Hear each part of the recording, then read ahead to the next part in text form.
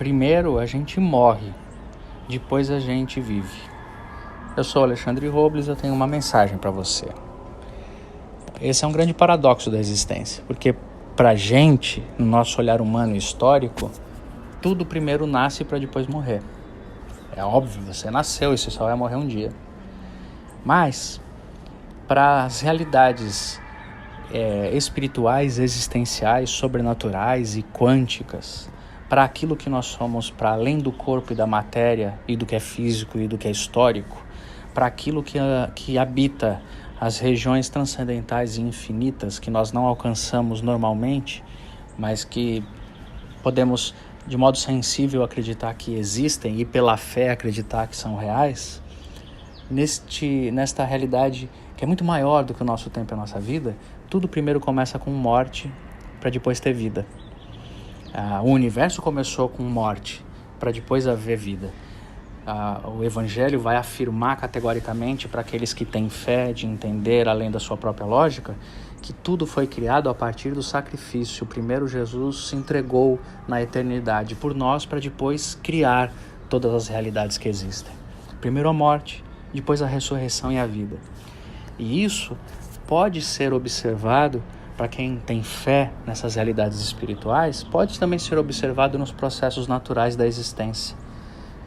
Uma semente tem que morrer para que um fruto surja.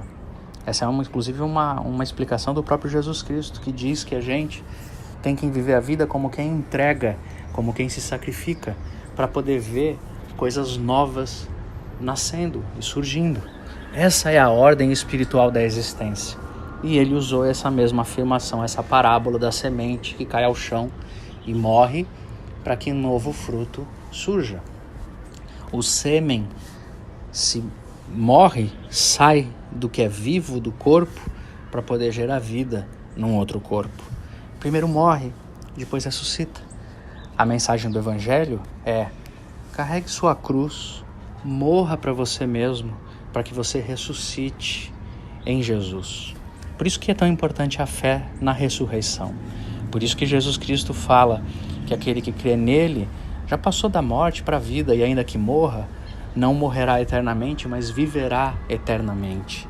Por isso que o apóstolo Paulo vai falar o seguinte: olha, se não há ressurreição, então a nossa fé é vã e nada do que a gente fala tem sentido. Se não existe vida depois da morte, então a vida não tem o menor sentido. Mas para aqueles que têm fé de acreditar que existe vida depois de cada morte, então a gente pode viver desapegado de tudo que existe. Porque a gente sabe que se acabar, começa de novo. Se eu perder esse patrimônio, um outro pode vir. Se as pessoas que eu amo não estiverem mais comigo, eu vou amar outras. Se o meu corpo envelhecer, e vai envelhecer, se minha vida começar a cansar, o meu corpo começar a me cansar, eu vou me adaptar. Eu vou encontrar beleza, vigor, prazer num outro corpo, num novo tempo, numa nova época. Aí a morte perde o seu poder sobre mim. Eu já não tenho mais medo dela, porque ela não é a última notícia. Para nada.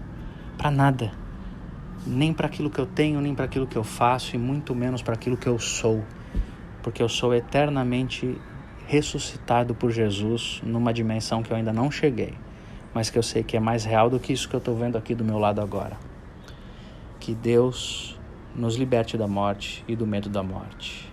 Paz e bem.